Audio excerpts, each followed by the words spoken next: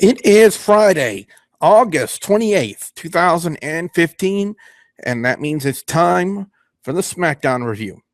Prepare to work. Hey guys, it's Becky, and you're watching The Wrestle Gamer on WGS-TV.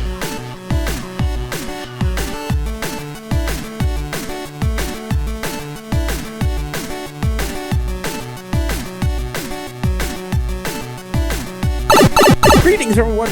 You've worked your way in from the tooth view into another installment of WGS-TV right here on YouTube.com/WrestleGamer. I am the Wrestle Gamer, Dudley, Bully Boudreaux, and let's get knee deep into the Smackdown review, guys and gals. First thing I'm going to bring up is the fact that Rich Brennan, the NXT play-by-play announcer, was now on SmackDown. He was on SmackDown, taking place of Todd Grisham. I guess they must have given Todd the boot, or they might have demoted him to something else. I'm not exactly sure as to what constituted the change in play-by-play guys. But I will say this, though. Rich Brennan's always been a good voice for NXT, and he was good on SmackDown. I can't say anything bad about it. Now, of course, we would open up SmackDown with the Wyatt family, especially with Braun Strowman. I'm hoping I'm saying that correctly. Basically, it's just a big old setup to what they're doing now with the Wyatt family, Roman Reigns and Dean Ambrose, which will kind of lead everyone to believe, but led yours truly to believe, that we would see further involvement between these two factions of sorts later on in the show. And I will talk about that when we get to that point. Opening matchup was the return of the Dudley boys, Brother Ray. I'm so used to the TNA part of it. They've been part of TNA for the last several years, and I'm so used to the Brother Ray, the Bully Ray, Brother Devon, and Team 3D and stuff like that. It's almost kind of difficult to kind of transition back to the names that they were previously using in Bubba Ray and Devon when you get so used to their former statuses in TNA. So I do apologize for that. But it was them against the Ascension. They made the Ascension look like jokes in a sense. And again, I still don't agree with WWE's usage of the Ascension. They were so good in NXT, they bring them up to the main roster just to make jokes out of them. And I don't agree with that. They would end up hitting the 3D, the Dudleys would hit the 3D on Konner. Then out, of course, it would be time for the tables, and which would constitute the New Day coming out there with their ridiculous signs. Kofi has give tables a chance. Xavier Woods had save a table, break a Dudley. And then for some odd reason, Big E had a sign that just said booty. I don't know what else to say. I don't know how to respond to that. But their protest was to have no avail as the Dudleys put Victor through a table. Neville and Kevin Owens would be the next match. Neville and Kevin Owens on a SmackDown. I approve of that. You know, they had some great matches in NXT. They had a great match on Raw. And you got to think about it. With two former NXT guys and the NXT announcer calling the match on SmackDown, you almost kind of forget, you know, for those of you who followed NXT as long as I have, that you're watching SmackDown. So it was unique to see, but Kevin Owens would end up hitting the pop-up powerbomb on Neville to pick up the win. Charlotte and Becky Lynch would take on the Bella Twins with Team Bad on commentary. This one was, for what it was unique, especially with the finish. It was basically Charlotte doing a split to counter something that Brie was doing, which would lead to a roll-up pin, and Charlotte would bridge over her legs to finish the pinning process. So Charlotte and Becky Lynch end up picking up the win. And now we would start we would continue to get the build-up now between Seth Rollins and Sting. We got the inception of it on Monday Night Raw with Sting's appearance, and now we need to continue the angle. They need to continue the build, and Seth Rollins has what I like to call the gift of the gab. He has basically the ability that Paul Heyman does to sell you a story on the microphone. And Seth Rollins does that beautifully. And that's why I always like to sit back and enjoy Seth Rollins whenever he's cutting a promo, because he does it just remarkably well. And when you find a guy as good as Seth Rollins on the microphone, those don't come every day. And if I were to compare Seth Rollins to anybody else on the microphone, I would say Seth Rollins is I could put CM Punk and Seth Rollins up, face to face, in a battle of the microphones, battle of the pipe bombs, and I wouldn't know who would win. I'm putting Seth Rollins on that level of CM Punk when it comes to mic skills. They're as far as I'm concerned, they're equal. They both have that same ability, to tell you an amazing story on the microphone.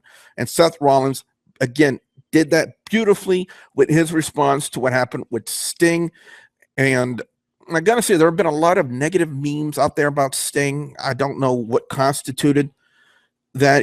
If people don't understand their wrestling history, then they wouldn't be making those negative memes. Because think about this: Sting as your WWE World Heavyweight Champion. Sting has been a TNA World Heavyweight Champion. He has been a WCW World Heavyweight Champion. WWE would be the only one that he hasn't won yet. And there are a lot of fans out there who've been following wrestling as long as I have, who have been waiting for the day to see Sting not just in a WWE ring, but WWE World Heavyweight Champion. That's just my thoughts on it. Tag match was up next. Ryback and Dolph Ziggler taking on Rusev and Big Show. The thing that bothers me the most about this match is the fact that from the way it looks and the way it panned out is that it looks like they just flipped Big Show again into being a face. They just flipped him heel not too long ago, and now all of a sudden he's a face again.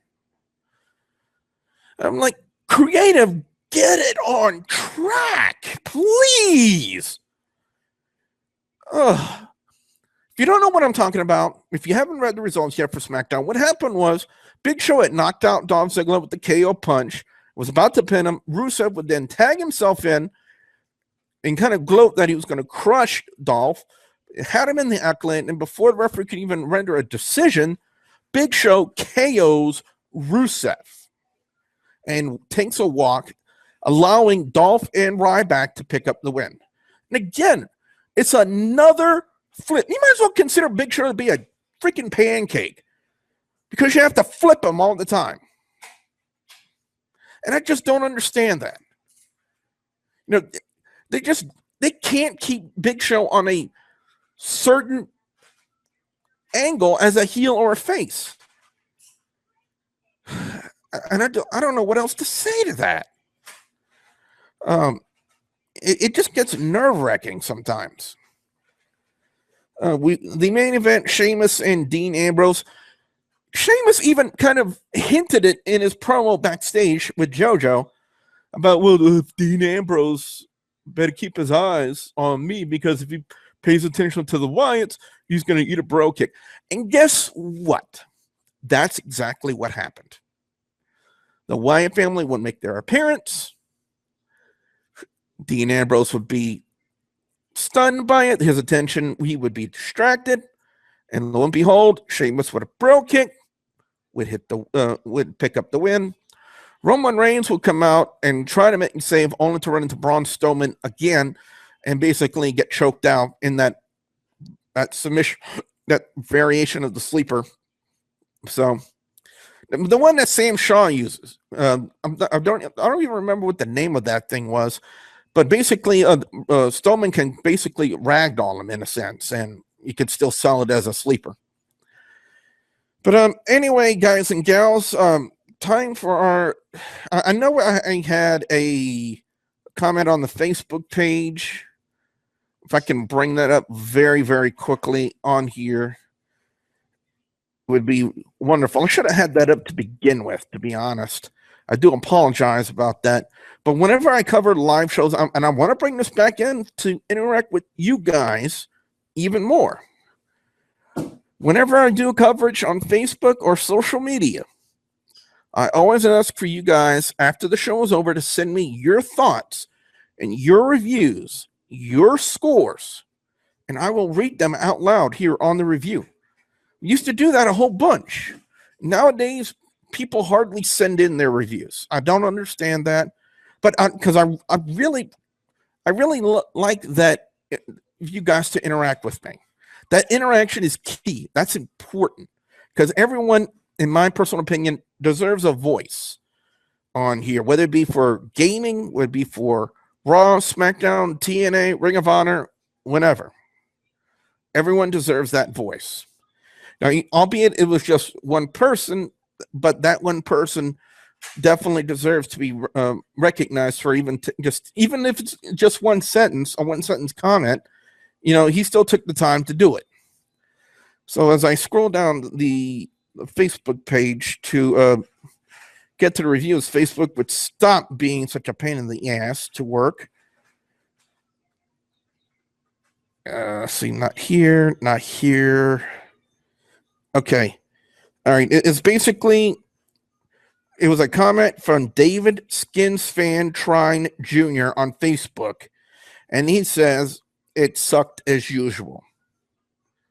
So, David, thank you very much for sending in your comments about SmackDown this week. Again, guys, whenever there is a live show or pay-per-view, at the end of every coverage, I always ask you guys to send in your reviews and your scores, and I will read them out loud, giving a chance for your voice to be heard right here on the review. Now, time for my thoughts on SmackDown this week. Again, Rich Brennan, is a fresh change into the commentary table, kind of a step up in a sense from Todd Grisham. It's no disrespect to Todd, but he just really wasn't selling it on commentary for me, and I'm kind of a stickler for good commentary with me being a commentator. I will give Rich Brennan his props. He did a good job, for his first night on SmackDown. They got to do something else with Jimmy Uso, though. Jimmy Uso is just... I don't know why they have him there. I guess they just have him there to give him something to do. I don't know why they don't have him working singles matches. They just have him there, I guess, to give him something to do. But they need to give him something else to do. Overall score on SmackDown this week is going to be a 3.25 out of 5, best match of the night. I am going to give it to Sheamus and Dean Ambrose, despite the predictable outcome. And I really don't have believe it or not, on a SmackDown, a worse match or segment. I really don't. So, SmackDown wasn't 4-star quality, but on the same token, it didn't suck as well. And again, with Rich Brennan now joining the commentary team, again, it was a fresh change, and I really look forward to hearing him more on SmackDown. I'm also kind of curious as to what they're going to be doing now with the previous announcer, Todd Grisham, and I'm hoping I'm saying his name correctly. But anyway, guys and gals, what I want to know from you guys out there who are watching this right now, yes, you guys out there, the viewers and subscribers, your thoughts on SmackDown this week. What are your overall scores? What are your picks for best and worst match or segment of Thursday Night SmackDown this week? I definitely want to know what you guys out there have to say. Be sure you put your comments in the comment section below. Don't forget to hit that like button. Be sure you check me out on social media, on Facebook, on Twitter, on Instagram. Also, you can send me questions. The links for those will be in the description box below. And of course, as always, I will have two more videos in the annotations at the end of this one for you guys to check out for your convenience. Don't forget to please subscribe whenever for you guys to get more content. What I was trying to say was before I flubbed up my words. For more content like this, for Double B Plays, for Mid-South Extreme, if you want to check out more of that, the best way to do that is to hit that subscribe button. So with that being said, I am the Russell Gamer. Double B Believer saying we'll see ya at the next Warp Zone. If you need food, I've got some canned stuff in that station back there. Well, that's awful nice of you. What's the catch? No catch. I've got plenty. All right. Go with this, But sometimes you think a person's been handed a crap gimmick, but I gotta say, on both ends of the spectrum here, both ends